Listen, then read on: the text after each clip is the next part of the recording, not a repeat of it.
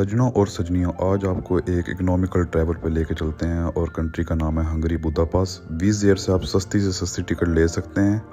ये 3 दिन का ट्रिप था। गाड़ी हमने पार्क की और उसका वास्ता एयरपोर्ट से फ़्लाइट लेके हम अपनी डेस्टिनेशन बुदापेस्ट की तरफ चल पड़े। जाने वाली फ़्लाइट्स का वास्ता सी और वापसी जो सी थी वो अरलांडा, तो गाड़ी हमने अरलांडा पार्क की। एयरबीएनबी बुक की हुई थी। रात बुदापेस्ट रुके और सुबह उठते ही सबसे पहले जो चीज़ हमने देखी वो थी रकूज़ी मार्केट। रकूज़ी मार्केट चहलकदमी करने के बाद हम चल पड़े मार्गर ब्रिज की तरफ, जो कि नज़दीक ही था। मार्गर ब्रिज के पास तस्वीरें वगैरह खींचने के बाद हमने बच्चों को बिठाया मेट्रो पे और बुदापेस्ट ज़ू की तरफ चल पड़े।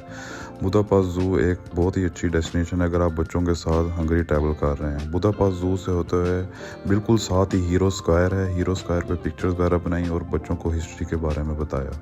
5-6 घंटे चहलकदमी करने के बाद भूख लग गई तो सोचा क्यों ना किसी देसी रेस्टोरेंट पर जाके खाना खाया जाए। ताज महल एक देसी रेस्टोरेंट है जिसका खाना बहुत ही ज़बरदस्त था। इस तरह एक अच्छा दिन गुजारने के बाद हम वापस आ गए। दूसरा दिन शुरू हुआ और बच्चों को हम लेके चल पड़े चिल्ड्रन रेलवे बुदापेस्ट के नाम से एक म्यूज़ियम था। ट्रेन बड़ी ज़बरदस्त थी, ओपन ट्रेन, जो कि आपको तकरीबन 8 किलोमीटर का सफ़र तय करवाती है और मुख्तलिफ़ किस्म के नज़ारे आप देख सकते हैं। ऑटम का मौसम था, पत्ते बिखरे हुए थे, हवाएं चल रही। 2-3 घंटे म्यूज़ियम ट्रेन का सफ़र करने के बाद हम आ गए museum of illusions. Museum of illusion की टिकट आप डायरेक्ट ले सकते हैं काउंटर से। ये एक बच्चों के लिए बहुत ही ज़बरदस्त एक्टिविटी थी। म्यूज़ियम ऑफ इल्यूजन से निकलने के बिल्कुल बाहर ही आप निकलें तो सेंट्रम एरिया है जहाँ पे बुदापेस्ट आई वगैरह है। बुदापेस्ट आई पे बच्चों को सैर करवाई, टॉप व्यू की कुछ तस्वीरें और वीडियोस बनाई और उसके बाद हमने शाम का खाना खाया। शाम का खाना खाने के बाद हम पहुंच गए पार्लियामेंट बिल्डिंग। पार्लियामेंट बिल्डिंग देखने का रात के वक्त एक अपना ही अलग मज़ा है। इस तरह डे 2 गुजारने के बाद डे 3 की तरफ चलते हैं। डे 3 सुबह सुबह मेट्रो ली और बच्चों को लेके हम सेंट्रम की तरफ चल पड़े। सेंट्रम से होते हुए वेस्ट एंड मॉल की तरफ आए, वहाँ पे बच्चों को घुमाया। घुमाने फिराने के बाद शैनशनी चेन ब्रिज की तरफ चल पड़े। चेन ब्रिज पे वॉक की, धूप निकली हुई थी, मौसम ज़बरदस्त था। वहाँ पे अच्छी खासी तस्वीरें बनाई, गपशप की और तकरीबन कोई 1-2 किलोमीटर वॉक करने के बाद हम दोबारा सेंट्रम की तरफ आ गए। बुदापेस्ट की वाइब ऐसी है कि अगर आप वहाँ पे सिर्फ चलते ही रहें और गप्पे शप्पे लगाते रहें और इधर उधर देखते रहें तो अच्छा खासा टाइम पास हो जाता है। सेंट्रम से होते हुए हम सेंट स्टीफन बेसिला आ गए। लोगों ने कहा कि ये एक बहुत ही अच्छी बिल्डिंग है, यहाँ पे आप जाके अच्छी तस्वीरें वगैरह बना सकते हैं। यहाँ 2-4 तस्वीरें बनाई।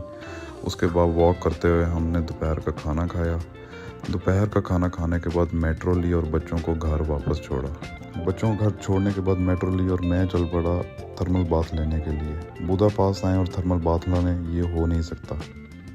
थर्मल बाथ की टिकट आप पहले भी ले सकते हैं और काउंटर पे भी मिल जाती है। पहले लेने का ये फ़ायदा है कि आपको लाइन में खड़ा नहीं होना पड़ेगा। बादल बिखरे हुए थे, गर्म पानी था, तो अच्छे खासे जिस्म की टकोर करवाई और 2 दिन की थकावट गर्म पानी में बैठकर उतारी।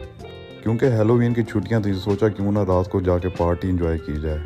तो सेंट्रम की तरफ गए तो बहुत ज़्यादा रश लगा हुआ था। मैं समझा कोई बिरयानी बट रही है, लेकिन ये सब लोग हैलोवीन पार्टी के लिए क्लब में जाने के लिए खड़े थे। जिन भूत देखने के बाद थोड़ी सी रेड बुल शेड बुल पी के हम लोग वापस घर की तरफ आ गए। लास्ट डे टैक्सी बुक करवाई थी, टैक्सी ली और हम लोग चल पड़े वापस एयरपोर्ट की तरफ। वापसी की फ्लाइट अरलांडा की तरफ थी। तो इस तरह बहुत ही अच्छे 3 दिन गुजारने के बाद हम वापस स्वीडन आ गए।